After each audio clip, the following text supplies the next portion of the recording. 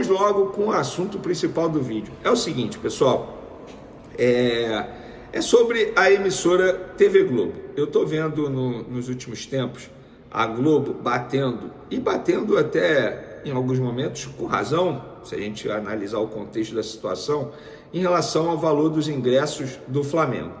A todo momento a emissora debate sobre isso, faz críticas durante transmissões, são comentários a todo momento, 6 a 7 comentários o tempo todo, narrador falando, beleza.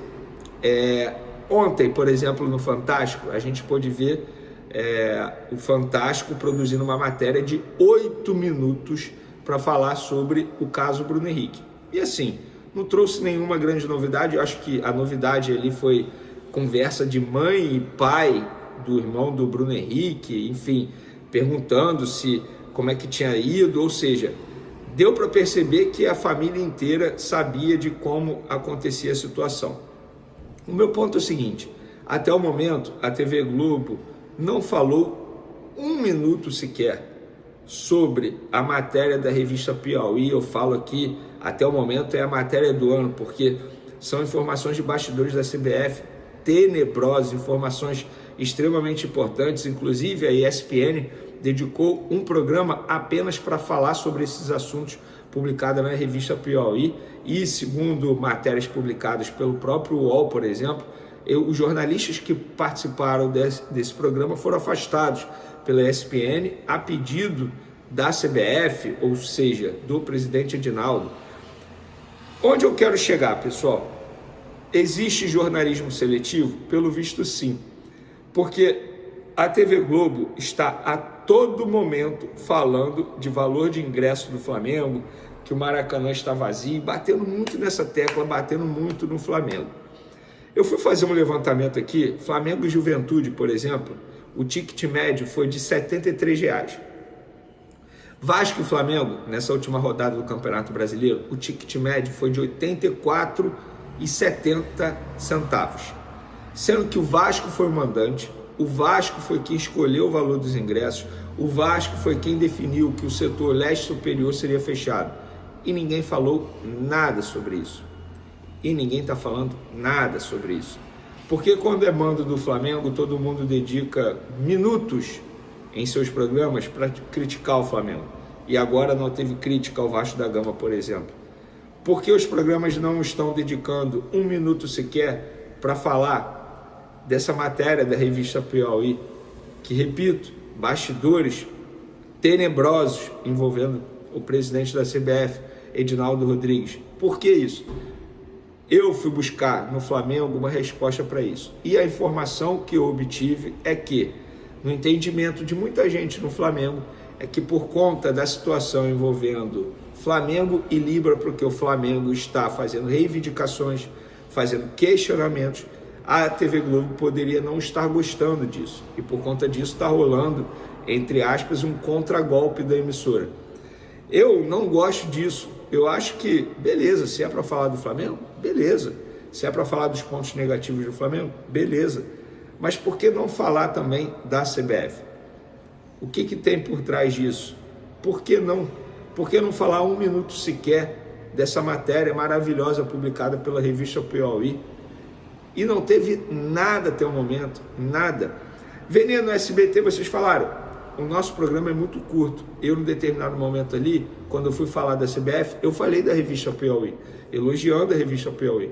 E ninguém, assim, graças a Deus, o SBT, ninguém nunca, eu trabalho lá há 3 anos, mais de 3 anos, ninguém nunca chegou para mim e falou, sobre isso aqui não pode falar, nunca. Eu sempre fiquei à vontade para falar o que eu bem entendesse ali. E é isso, eu acho que está existindo um jornalismo seletivo em relação ao Flamengo, e é o Flamengo que está sendo, entre aspas, vítima. Gente, eu não estou entrando no mérito se muitas críticas são corretas ou não. Óbvio que são críticas. A gente pode fazer críticas construtivas. Esse não é o ponto. O ponto é, se é para falar de tudo de ruim do Flamengo, também tem que falar tudo de ruim da CBF. É o famoso 2 pesos, 2 medidas. É o jornalismo seletivo. Por que não falar da CBF? Dos casos envolvendo o presidente da CBF, a instituição. Por que não? E por que só falar do Flamengo? E ficou muito claro isso, porque ontem nessa matéria do Fantástico, sim, uma matéria de 8 minutos para colocar em evidência negativamente um jogador do Flamengo, que no caso é o Bruno Henrique, sem trazer grande novidade. O que eles falaram ali poderia ter feito uma matéria bem menor. 8 minutos sem grande novidade. Inclusive, a matéria não deu os créditos para o site Metrópolis, que foi quem trouxe, primeiramente, todas as conversas, todos os prints ali envolvendo o Bruno Henrique e seus familiares.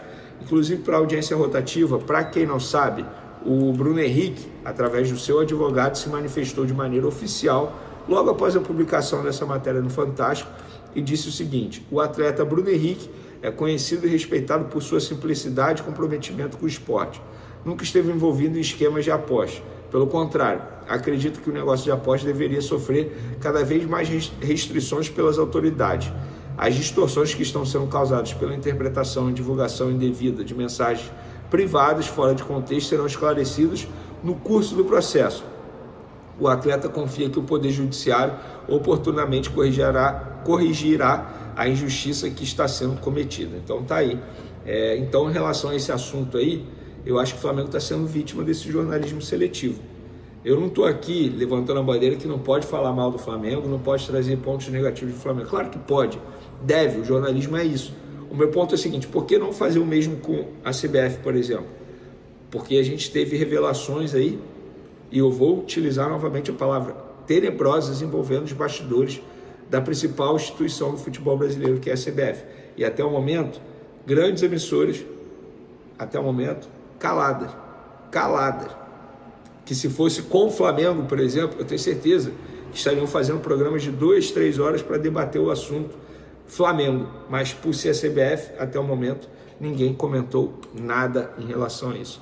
Para finalizar nosso vídeo, galera, a partida do Flamengo em Quito, nessa terça-feira contra a LDU, será a 7ª na história do Flamengo contra times equatorianos. E o retrospecto, ó, não é bom não, hein?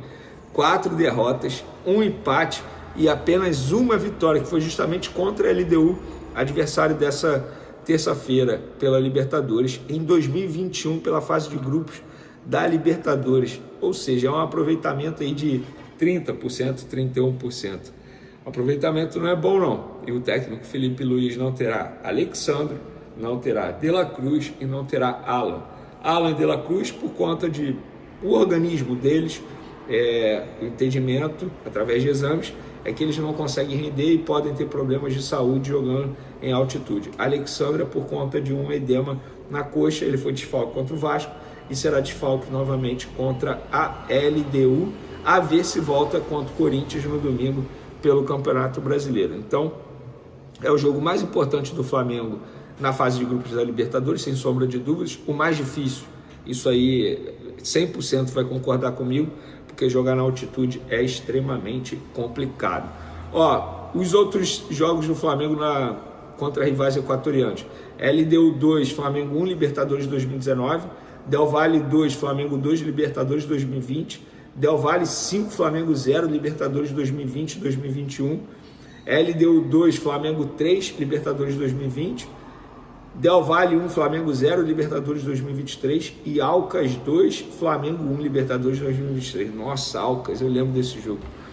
É isso, galera. Espero que vocês tenham gostado do vídeo sobre o assunto aí do jornalismo seletivo. Podem opinar à vontade, se concordam comigo ou não. É um bom debate. Tamo junto e fui!